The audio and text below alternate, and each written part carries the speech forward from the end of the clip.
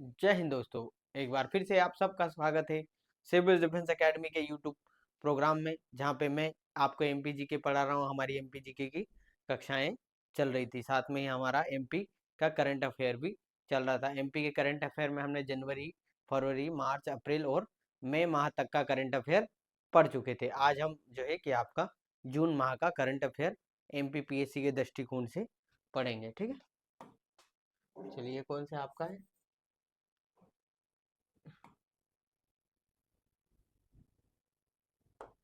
ठीक है,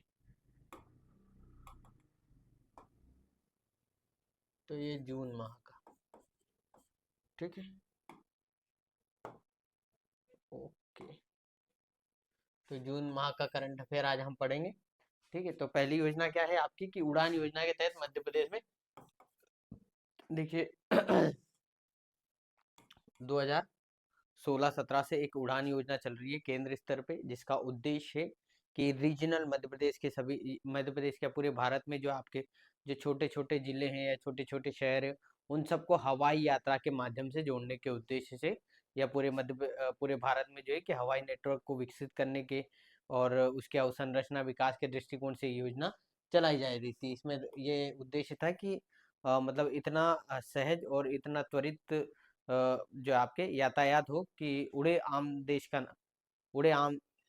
का आम नागरिक का उद्देश्य से ये शुरू की थी। यानी कि आम लोग भी जो है कि अपने वो लोग इसमें सहज यानी कि सफ़र कर सकें। एक तो थोड़ा सा इको फ्रेंडली या किराया फ्रेंडली करने के लिए, और दूसरा है कि अगर हम ज़्यादा जगह हर जगह ऑप्शन मिल जाएंगे फ्लाइट के, हर जिलों में या दो चार जिलों के कौन से में संभाग में भी मिल जाएंगे, तो उससे लोगों को आसानी होगी और कहीं भी आना जाना उनके लिए थोड़ा फास्ट हो जाएगा, है ना। फास्ट मोबिलिटी के लिए, ट्रांसपोर्टेशन के हमारे उद्देश्य से ये शुरू की गई थी। ठीक है, तो इसमें क्या है कि मध्य प्रदेश में हवाई अड्डों का उद्घाटन किया गया था। तो मध्य प्रदेश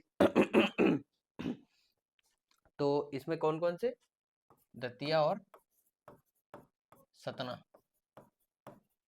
है ना। दतिया और सतना जो है आपके, दतिया और सतना हवाई अड्डों का जो है पीएम मोदी जी ने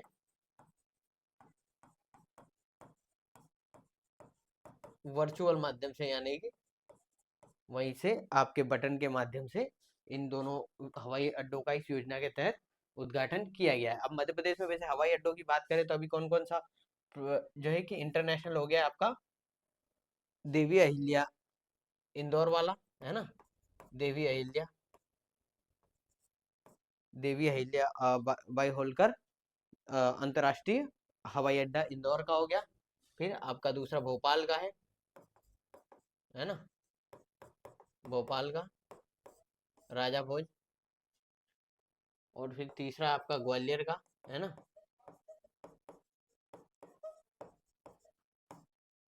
और एक और आपका था, और आपका रीवा में भी आपके प्रस्तावित हो चुका है। और खजुराहो में भी फ्लाइट पट्टी है। ठीक है, खजुराहो में फ्लाइट जाती है ना, खजुराहो। और हमारा जो कान्हा नेशनल पार्क है उसमें हवाई पट्टी है। और हवाई पट्टी तो विभिन्न विभिन्न जगह पे, उज्जैन में एक योजना शुरू की गई है जो हम स्काई डाइविंग जो करते हैं, यानी कि फ्लाइट से ऊपर से कूद के जो है आपके कि एक स्काई डाइविंग होती है, तो वो उज्जैन में शुरू की गई है। ठीक है, और इन जगह पे आपके हवाई मार्ग, और हाँ एक जबलपुर में भी आपके, ठीक है जबलपुर, यहाँ पे हमारे हवाई अड्डे हैं। ठीक है, और ग्वालियर में तो आप जानते हैं कि एयरफोर्स का एयरबेस भी है यहाँ पे, है ना।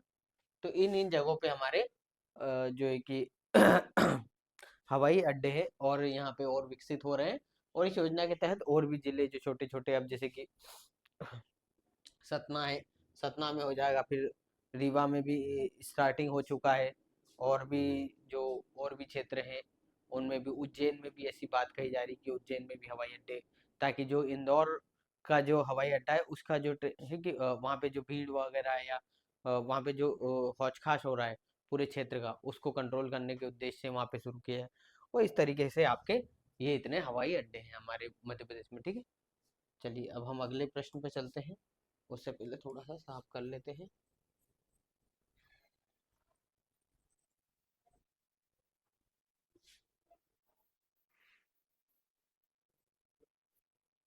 फिर हमारी है आपकी दूसरी योजना की पीएम गति शक्ति योजना के तहत रेलवे अवसंरचना परियोजनाओं को मंजूरी।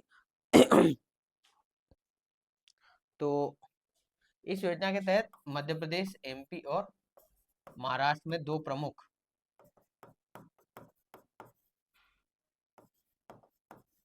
योजनाओं को आपकी मंजूरी दी गई है ना, प्रमुख रेल परियोजनाओं का। गति शक्ति, ये जो पीएम गति शक्ति योजना है, ये 2021-22 में आई थी। इसका मुख्य उद्देश्य था कि जो एक तो सारे मंत्रालय को ना कोऑर्डिनेशन, यानी कि एक साथ देना। जैसे नहीं हो जाता है कि एक एक मंत्रालय आया है, रोड खोद दिया, एक आया दूसरा बनाया गया, तीसरा आया फिर खोद गया, कोई नाली डालनी थी, फिर चौथा आया उसको कोई पाइप डालना था तो वो अलग से खोद गया। तो इस तरीके से ये जो कोऑर्डिनेशन नहीं हो रहा था मंत्रालयों का, तो इस वजह से पीएम गति शक्ति योजना के तहत 12 से 13 मंत्रालय सारे एक साथ आके अवसंरचना विकास में योगदान करेंगे। और ये पीएम गति शक्ति योजना के तहत जो है कि पूरा मतलब 1000 करोड़ का जो आपका कि पीएम गति शक्ति पाइपलाइन के तहत पूरा अवसंरचना विकास से संबंधित ये योजना आपकी चलाई गई है। और इसमें सारे मंत्रालयों का कोऑर्डिनेशन है। और ये जो आपकी की योजना है, यानी कि महत्वपूर्ण योजना है सरकार की अवसंरचना विकास से। इसमें आपके रोड ट्रांसपोर्टेशन वगैरह के उद्देश्य से, अवसंरचना विकास के उद्देश्य से पीएम गति शक्ति मिशन या पीएम गति शक्ति योजना आपके शुरू की गई है। ठीक है। उसके बाद राजा भभूत सिंह जो आपके इन जो ये 1857 में, ठीक है, कोरकू जनजाति से, कहाँ थे, कोरकू। तो राजा भभूत सिंह 1857 में ये एक उस समय पे ये मद्रास, पहले सबसे पहले ये मद्रास इन्फेंट्री में जो है आपके कि सैनिक हुए। उसके बाद वहां से फिर इन्होंने विद्रोह किया, फिर इनको पकड़ के जो है कि आपकी फांसी दे दी गई। और ये हमारे मध्य प्रदेश के एक स्वतंत्रता सेनानी ने। ठीक है। तो ये और 1857 के विद्रोह में इनका योगदान है। तो इस वजह से इनका जो है आपके पचमढ़ी, जो पचमढ़ी वाइल्ड लाइफ सेंचुरी है, उसका नाम बदल के जो है आपका कि राजा भभूत सिंह वाइल्ड लाइफ सेंचुरी कर दिया गया है। ठीक है। राजा भभूत सिंह के बारे में तो अंग्रेजों ने इनको पकड़ के कहाँ पे, मद्रास इन्फेंट्री में ले गए और फिर वहां पे इनको फांसी दे दी गई।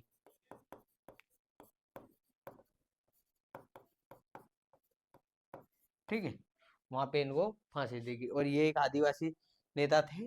राजनीति में यूं वर्तमान में तो ये ज्यादा नहीं, पर कोरकू जनजाति के इतिहास में इनका नाम काफी फेमस है, राजा भभूत सिंह। ठीक है। तो आपको इनका याद रखिएगा कि कहाँ से जुड़े हुए हैं, तो कोरकू जनजाति से। और 1860 में फांसी। ठीक है। तो कहाँ से जुड़े हुए हैं, कोरकू जनजाति से। कहाँ से, तो पंचमढ़ी का नाम अब क्या है, राजा भभूत सिंह। और 1857 के विद्रोह से जुड़े हुए नेता हैं। ठीक है। जनजातीय नेता हैं। फिर आपके पन्ना tiger reserve Ken Betwa link परियोजना पर चिंता। तो केन बेतवा टाइगर परियोजना जो टाइगर रिजर्व है, तो पन्ना टाइगर रिजर्व की हम बात करें, यूके जिले में आपके पन्ना डिस्ट्रिक्ट में पड़ता है। और भारत का 22वां और एमपी का चौथा, ठीक है, चौथा नेशनल टाइगर रिजर्व है। और इसको नेशनल पार्क 1981 में से नेशनल पार्क, और 1994 में से आपका टाइगर रिजर्व का दर्जा दिया गया था। ठीक है। और पन्ना टाइगर रिजर्व, ये जो केन बेतवा लिंक परियोजना है, इसके इससे जो आपका पन्ना टाइगर रिजर्व है, इसके क्षेत्र में आपके कि इस जलमग्न होने के जो आपके मतलब चिंता है। क्योंकि इसमें पन्ना टाइगर रिजर्व का कुछ क्षेत्र जो आपके जलमग्न हो जाएगा, तो उससे वहाँ की जनजाति, जीव जंतु, पेड़ पौधे, उनके आवास का विकास जो है कि, या उनकी जो है कि जैव विविधता वगैरह की जो हानि होगी, तो उससे संबंधित और चिंताएं लोगों ने। और वहाँ के आस पड़ोस के क्षेत्रों के लोगों को भी आपका स्थानांतरित होना पड़ेगा, जीव जंतुओं को स्थानांतरित होना। तो इतने बड़े जो है कि हम, यही बात है कि इस योजना का पर्यावरण के दृष्टिकोण से या पर्यावरणीय दुष्प्रभाव जो होगा उसको कम करने के लिए, और उससे संबंधित फिर आपके एनजीटी का अप्रूवल लगेगा, पर पर, जो है कि तो नेशनल टाइगर कंजर्वेशन अथॉरिटी का भी इसमें परमिशन चाहिए। फिर जो है आपका कि national NGT, national green tribunal का अप्रूवल चाहिए। तो इस वजह से ये आपका एक चिंता का विषय है कि इस योजना के तहत पन्ना टाइगर रिजर्व में वहाँ के जीव जंतुओं को आवास वगैरह को हानि होगी, जो कि पर वही है कि हम इसमें से लाभ और हानि दोनों है। तो इसमें से वही है कि जिससे ज़्यादा लाभ हो सके और कम से कम नुकसान हो सके, उसी को हम प्रेफर करेंगे, या है ना। अगला क्या है हमारा कि अंतर्देशीय मत्स्य पालन एवं जलीय कृषि सम्मेलन। तो ये कहाँ पे हुआ है, सबसे जरूरी आपका ये हो कि कहाँ पे हुआ है। तो ये हुआ है आपका अंतर्देशीय जलीय, ये आपका इंदौर में हुआ है। कहाँ पे हुआ है आपका, इंदौर में। ठीक है, बस इतना ही ये जरूरी है। और क्या है, अंतर्देशीय जलीय पालन और कृषि जल सम्मेलन कहाँ पे, इंदौर में हुआ है। और उद्देश्य क्या होगा आपका कि जलीय या इनलैंड वाटर फिशरीज या जलीय अंतर्देशीय जलीय मत्स्य पालन को आपका बढ़ावा देने के उद्देश्य से ये योजना या ये सम्मेलन किया गया है। ठीक है, अब अगला है आपका जल गंगा संवर्धन अभियान। तो कब हुआ था ये शुरू, 30 मार्च से 2025 से 30 मई 30 जून 2025 तक ये चलेगा। ये शुरू में कहाँ से शुरू किया गया था, शिप्रा रिवर जो है आपके वहां से शुरू किया गया था। और इसका उद्देश्य आपका कि जो मध्य प्रदेश में जितने भी नदी नाले नदियां वगैरह है, उनको स्वच्छ बनाने के उद्देश्य से या उनको स्वच्छ रखने के उद्देश्य से ये अभियान आपका शुरू किया गया था। ठीक है, और नर्मदा, वही है कि नर्मदा की सहायक नदी घोड़ों पछाड़ का पुनरुद्धार वगैरह, जैसे कि इसकी के तहत जो आपके जो इंदौर वगैरह में खान नदी सरस्वती नदी वगैरह के जीर्णोद्धार या पुनरुद्धार के लिए उद्देश्य भी इसी अभियान के तहत योजनाएं चलाई गई है। ठीक है, फिर आपके मंत्रिमंडल ने 9 साल बाद सरकारी कर्मचारियों की पदोन्नति को मंजूरी दे दी है। यानी कि मध्य प्रदेश में जो आपके मंत्रिमंडल है उसने 9 साल बाद पदोन्नति दे दी है। और एससी एसटी एंड एससी को इसमें आरक्षण है। सुप्रीम कोर्ट के आदेश के तहत जो आपके ये सरकारी नौकरियों में भी अगर उचित प्रतिनिधित्व ना हो तो राज्य सरकारें इसमें आपके पदोन्नति में आरक्षण दे सकती है। तो इसमें कितना है, एसटी में 20% है। ठीक है जी, और इसमें आपके 16% जो आरक्षण है उसी अनुसार, प्लस इसमें फिर आपका मध्य प्रदेश में 14% ओबीसी को है, प्लस 10% ईडब्ल्यूएस, और जो अभी 1387 का फॉर्मूला चल रहा है, यानी कि 13% विद होल्ड पे आ रहा है। क्योंकि इस 14% को बढ़ा के 27% कमलनाथ की सरकार ने दे दिया था। और फिर उसके बाद सुप्रीम कोर्ट में इसमें विवाद, सॉरी हाई कोर्ट में, उसके बाद इस पे रोक लगा दी, क्योंकि ये 50% की सीमा से अधिक था। ठीक है, कितना हो गया था, ये 50 हो गया था, 50 ही, और 10 60% तो हो ही गया था।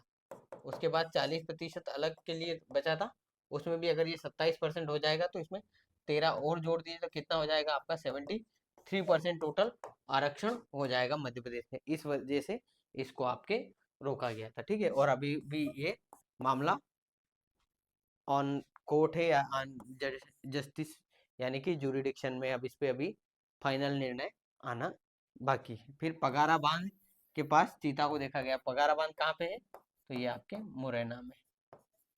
ठीक है, ये बस आप ध्यान रखिएगा कि कहाँ पे ये आपके, तो मुरैना में। फिर आपका आईसीआर नो निषाद ने कैटेगरी ए रिस्पॉन्ड फैसिलिटी के रूप में नामित किया गया। तो सबसे पहले हम इसको साफ करते हैं।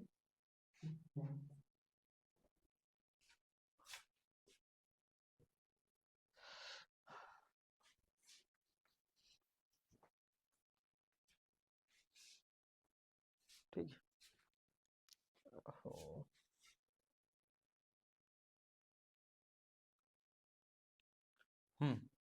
क्या है आपका Indian council of agriculture research और निषाद, है ना, ने कैटेगरी ए के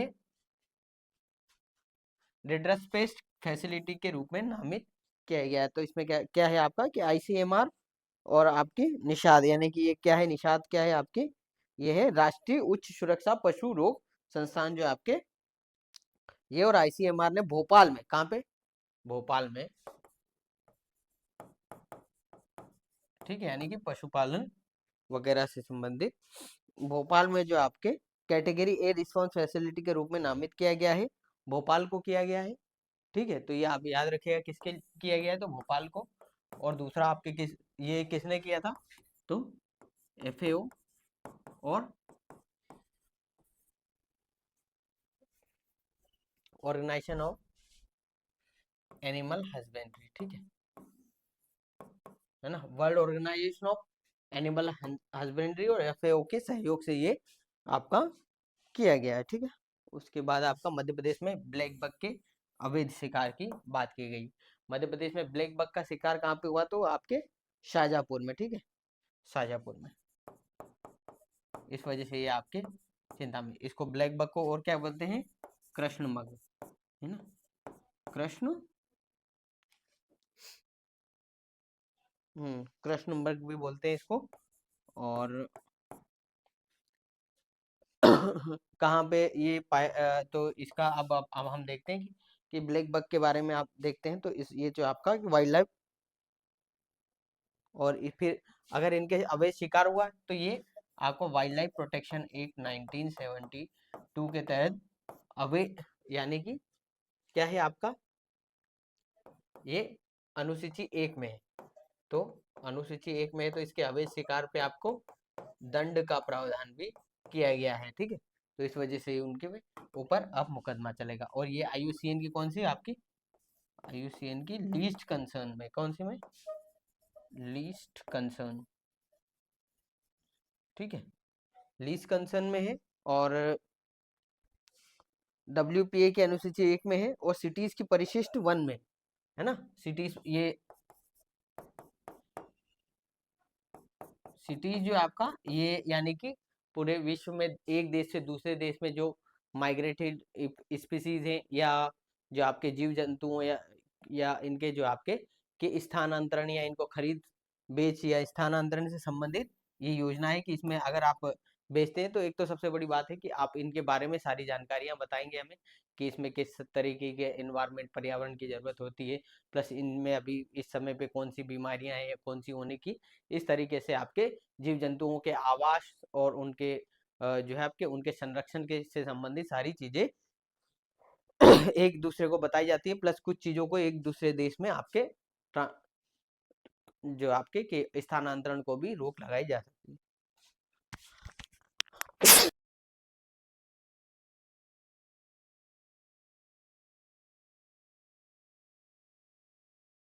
और ये सबसे तेज भी दौड़ने वाली होती है, और कहाँ पे होती है, आपके घास के मैदान, घास के मैदान वाले क्षेत्र में आपके ये पाई जाती है। कहाँ पे, तो मध्य प्रदेश के शाहजहांपुर में, और भी जगह कृष्णमग है।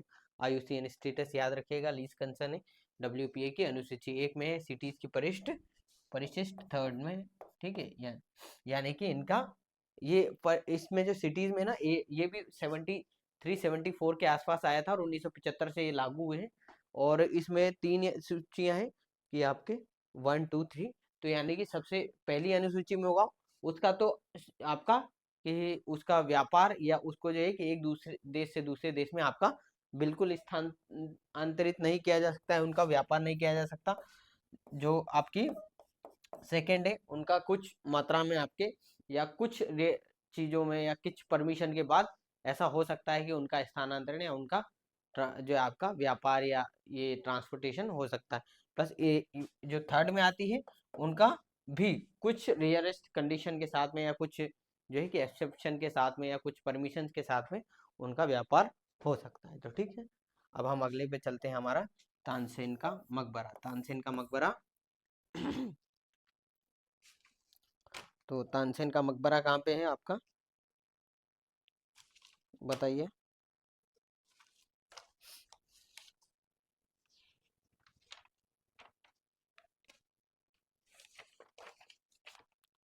तानसेन के मकबरे से संबंधित विवाद क्या उपजा है, तो विवाद ये उपजा है कि जो तानसेन का मकबरा कहाँ पे आपका, तो वो आपका ग्वालियर में। तो इसमें जो इसके संरक्षण से संबंधित जो आपके जो ज्योग्राफिकल ASI है, आर्कियोलॉजिकल सर्वे ऑफ इंडिया, तो उसमें और संबंधित विवाद उपजा था।